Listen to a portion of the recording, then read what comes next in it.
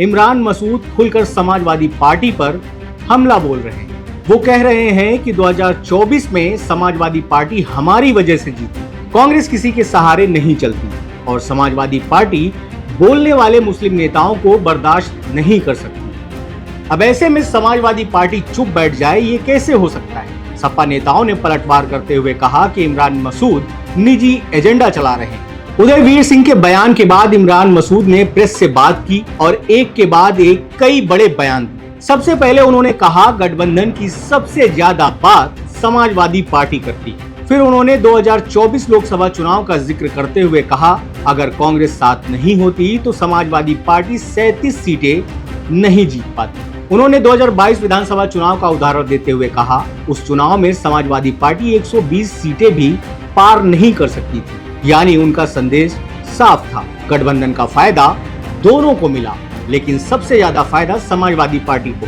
इसके बाद उन्होंने कहा हम कांग्रेस हैं, हमारी अपनी अलग पहचान है, हम किसी के सहारे राजनीति नहीं करते। लेकिन असली विवाद तब शुरू हुआ जब इमरान मसूद ने मुस्लिम नेतृत्व का मुद्दा उठा दिया। उन्होंने कहा कि समाजवादी पार्टी बोलने वाले मुसलमान को बर्दाश्त नहीं कर सकती। इसके अलावा उन्होंने कहा कि मस्जिद गिरे, दरगाह टूटी, लेकिन समाजवादी पार्टी की आवाज नहीं निकलती। यह बयान सिर्फ राजनीतिक नहीं था, बल्कि समाजवादी पार्टी के पारंपरिक मुस्लिम वोट बैंक को भी संदेश देने की कोशिश माना गया। इमरान मसूद यही नहीं रुके, उन्होंने एक और बड़ा दावा किया। उन्होंने कहा कि मैं राहुल गांधी और प्रियंका गांधी के नाम पर चुनाव जीता हूं। अब देखना होगा कि आने वाले दिनों में कांग्रेस और समाजवादी पार्टी इस विवाद को शांत करती है या यह बयानबाजी आगे चलकर दोनों दलों के रिश्ते में बड़ी दरार बन जाती है।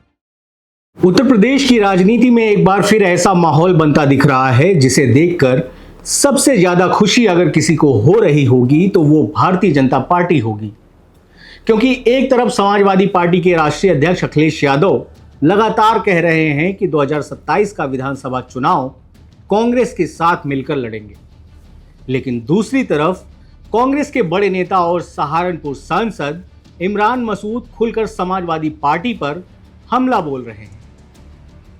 वो कह रहे हैं कि 2024 में समाजवादी पार्टी हमारी वजह से जीती, कांग्रेस किसी के सहारे नहीं चलती और समाजवादी पार्टी बोलने वाले मुस्लिम नेताओं को बर्दाश्त नहीं कर सकती। अब ऐसे में समाजवादी पार्टी चुप बैठ जाए, ये कैसे हो सकता है? सपा नेताओं ने पलटवार करते हुए कहा कि इमरान मसूद निजी एजेंडा चला रहे हैं, गठबंधन तोड़ने का काम कर रहे हैं। अब सवाल ये है, क्या ये सिर्फ नेताओं की जुबानी जंग है या फिर 2027 से पहले इंडिया गठबंधन में दरार पड़नी शुरू हो गई? क्या कांग्रेस अब उत्तर प्रदेश में अपने दम पर चुनाव लड़ने का मन बना रही है या फिर समाजवादी पार्टी को लगने लगा है कि कांग्रेस ज्यादा सीटें मांगने वाली है? और आखिर इमरान मसूद के एक बयान ने इतना बड़ा राजनीतिक तूफान क्यों खड़ा कर दिया? नमस्कार दोस्तों, मैं हूं जितेंद्र निषाद और आप देख रहे हैं ब्रेकिंग न्यूज। दरअसल पूरा विवाद शुरू हुआ समाजवादी पार्टी के राष्ट्रीय महासचिव और पूर्व एमएलसी उदयवीर सिंह के बयान से। उन्होंने मीडिया से बातचीत में कहा इमरान मसूद की बातों को ज्यादा गंभीरता से लेने की जरूरत नहीं है, वो अखिलेश यादव की तरह संगठन चलाने वाले नेता नहीं है। गठबंधन पर फैसला कोई सांसद या प्रदेश नेता नहीं करेगा, ये फैसला कांग्रेस हाईकमान और समाजवादी पार्टी का शीर्ष नेतृत्व करेगा। उन्होंने यहां तक कह दिया कि कुछ नेता सिर्फ खबरों में बने रहने के लिए बयान देते हैं। यानी सपा की तरफ से संदेश साफ था कि इमरान मसूद की बात कांग्रेस की आधिकारिक लाइन नहीं मानी जानी चाहिए। लेकिन राजनीति में एक बात हमेशा याद रखिए, नेता अपने ऊपर हमला कभी नहीं भूलता, और हुआ भी वही। उदयवीर सिंह के बयान के बाद इमरान मसूद ने ऐसा जवाब दिया जिसने पूरे विपक्ष में हलचल मचा दी। उदयवीर सिंह के बयान के बाद इमरान मसूद ने प्रेस से बात की और एक के बाद एक कई बड़े बयान दिए। अभी गठबंधन मैं तो 25 में कह दिया था कि हमें बैसाखी छोड़नी पड़ेगी, क्योंकि पिटता अब्दुल है, आपको तो फर्क नहीं पड़ता। आप बताओ कि पिछले 12-14 साल के अंदर आपका कोई व्यक्तिगत नुकसान हुआ हो तो पता चले। बर्बाद कौन हुआ है? बर्बाद अतीक हुआ, मुख्तार हुआ, बर्बाद आजम खान हुए, बर्बाद कौन हुआ है? सबसे पहले उन्होंने कहा गठबंधन की सबसे ज्यादा बात समाजवादी पार्टी करती है। फिर उन्होंने 2024 लोकसभा चुनाव का जिक्र करते हुए कहा अगर कांग्रेस साथ नहीं होती तो समाजवादी पार्टी 37 सीटें नहीं जीत पाती। उन्होंने 2022 विधानसभा चुनाव का उदाहरण देते हुए कहा, उस चुनाव में समाजवादी पार्टी 120 सीटें भी पार नहीं कर सकती थी।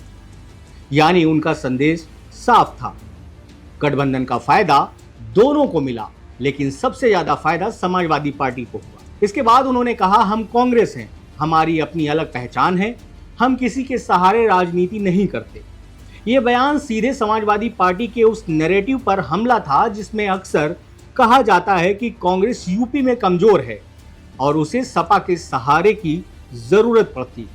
लेकिन असली विवाद तब शुरू हुआ जब इमरान मसूद ने मुस्लिम नेतृत्व का मुद्दा उठा दिया। उन्होंने कहा कि समाजवादी पार्टी बोलने वाले मुसलमान को बर्दाश्त नहीं कर सकती।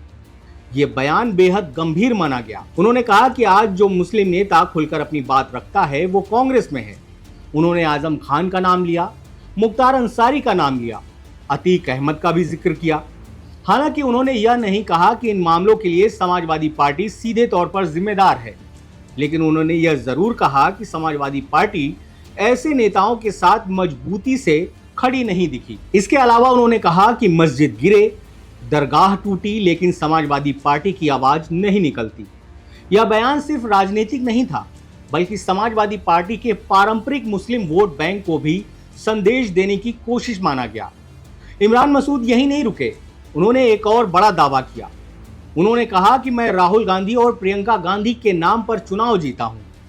उन्होंने ये भी कहा कि लोकसभा चुनाव के दौरान उन्होंने समाजवादी पार्टी के लिए एक भी रैली नहीं की। इमरान मसूद के बयान के बाद समाजवादी पार्टी ने भी पूरी ताकत से जवाब दिया। सपा प्रवक्ता डॉक्टर आशुतोष वर्मा ने कहा, हमारे भी 37 सांसद हैं, लेकिन हमने कभी यह नहीं कहा कि किसी को हमारी वजह से जीत मिली।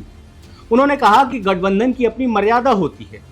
अगर हर नेता टीवी कैमरे के सामने बैठकर सीटों का हिसाब किताब करने लगे तो गठबंधन ज्यादा दिन तक नहीं चलता।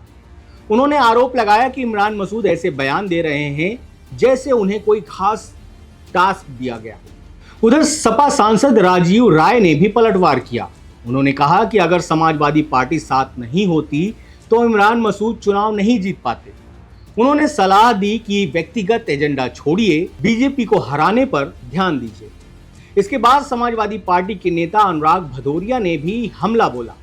उन्होंने कहा कि इमरान मसूद वही कर रहे हैं जो अक्सर ओम प्रकाश राजभर करते हैं, यानी ऐसे बयान देना जिसका उद्देश्य सिर्फ चर्चा में बने रहना होता है। यहाँ सबसे दिलचस्प बात यह है कि इतने बड़े विवाद के बावजूद कांग्रेस का शीर्ष नेतृत्व पूरी तरह शांत है। न राहुल गांधी बोले, न प्रियंका गांधी, न कांग्रेस संगठन की ओर से कोई आधिकारिक बयान आया। यूपी कांग्रेस अध्यक्ष अजय राय ने सिर्फ इतना कहा, गठबंधन होगा या नहीं ये फैसला राष्ट्रीय नेतृत्व करेगा। यानी उन्होंने विवाद को बढ़ाने से भी बचा और इमरान मसूद का खुलकर समर्थन भी नहीं किया। इस चुप्पी के भी अपने राजनीतिक मायने निकाले जा रहे हैं। कुछ लोगों का कहना है कि कांग्रेस अभी सीट बंटवारे से पहले अपना दबाव बनाना चाहती है, तो कुछ का कहना है कि पार्टी नहीं चाहती कि सार्वजनिक विवाद और बढ़े। उधर बीजेपी इस पूरे विवाद पर लगातार तंज कस रही है। पूर्व केंद्रीय मंत्री मुख्तार अब्बास नकवी ने कहा, ये गठबंधन अब शॉर्ट सर्किट हो चुका है। बीजेपी का मानना है कि अगर विपक्ष के नेता ही एक दूसरे पर आरोप लगाएंगे तो जनता के सामने एक मजबूत विकल्प कैसे बन पाएंगे। राजनीति में अक्सर कहा जाता है, चुनाव सिर्फ विरोधियों से नहीं जीते जाते, अपने साथियों को साथ रखकर भी जीते जाते हैं। अगर गठबंधन के नेता सार्वजनिक मंचों से एक दूसरे की ताकत पर सवाल उठाएंगे तो इसका असर कार्यकर्ताओं तक जरूर जाएगा। फिलहाल सच यही है कि समाजवादी पार्टी और कांग्रेस दोनों ही आधिकारिक तौर पर गठबंधन तोड़ने की बात नहीं कर रहे। अखिलेश यादव अभी भी साथ चुनाव लड़ने की बात कर रहे हैं। कांग्रेस भी अंतिम फैसला राष्ट्रीय नेतृत्व पर छोड़ रही है, लेकिन जमीन पर जो बयानबाजी हो रही है वह कई सवाल खड़े कर रही है। क्या यह सिर्फ सीट बंटवारे से पहले दबाव बनाने की रणनीति है, या फिर 2027 के चुनाव से पहले विपक्ष के अंदर नेतृत्व की लड़ाई शुरू हो चुकी है?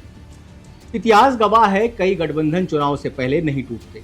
पहले नेताओं के बयान बदलते हैं, फिर कार्यकर्ताओं का भरोसा कमजोर होता है और आखिर में गठबंधन खुद ब खुद बिखर जाता है। अब देखना होगा कि आने वाले दिनों में कांग्रेस और समाजवादी पार्टी इस विवाद को शांत करती है या यह बयानबाजी आगे चलकर दोनों दलों के रिश्ते में बड़ी दरार बन जाती है।